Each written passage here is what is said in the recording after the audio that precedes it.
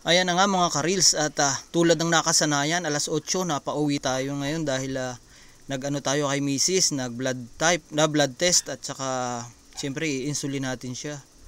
Ayan nga, at sinit na natin yung ating pang blood test, at sisilipin natin kung gaano kataas ang kanyang sugar. Ito kasing si Mrs. masyadong mapagmahal, love na love ako, kaya sobrang sweet. Pati kanyang dugo tumamis, kaya ayan, tuloy obligado kaming mag-insulin. Pero sana sa susunod wala nang insulin. Ayan, nakaset na po ang ating at ang karayom nandiyan na rin. At tutusukin na natin yan syempre. Ayan na. Masakit. Parang ako nasasaktan oh. Ayan, at syempre paduduguin natin yan. At yung pangalawang dugo, siya nating ilalagay dito sa ating machine. Ayan na po. At nilagay na nga natin. Ayan. Makikita na natin kung ilan ang kanyang Ayan, 12.3 po siya ngayong hapon. At pagkatapos niyan ay magtutusok naman tayo ng insulin. Siyempre dapat i-dispose natin ng tama yan yung ating mga ginamit. Ayan, para bukas uli.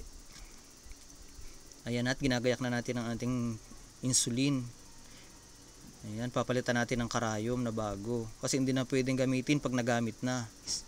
Single use lang po yan mga lodi. Ayan. Nakabili kami ng 7 piraso uli kanina ng karayom pang 1 linggo. Sabi ng doktor, at sa Wednesday babalik uli kami para sa check up. Ayan, papalitan natin siya ng bagong karayom. Kailangan sentro ang paglalagay mo ng karayom. Kasi pag hindi sentro, baka hindi lumabas yung gamot. Ayan, tatanggalin natin siya ng dahan-dahan. At ganun din naman sa pagkakabit, dahil yan ay diroskas, isesentro mo talaga. Buti na lang hindi tayo nangingilig kahit medyo napagod. Ayan, kailangan sikipan syempre. Tatanggalin ng takip. At yung isa pang cover, may cover pa ang karayom niya na yan. Ayan. Tatanggalin natin yung takip ng karayom.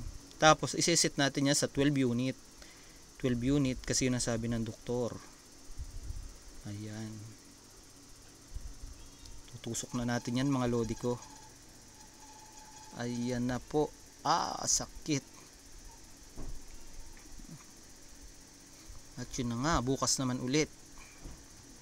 Bukas ng hapon.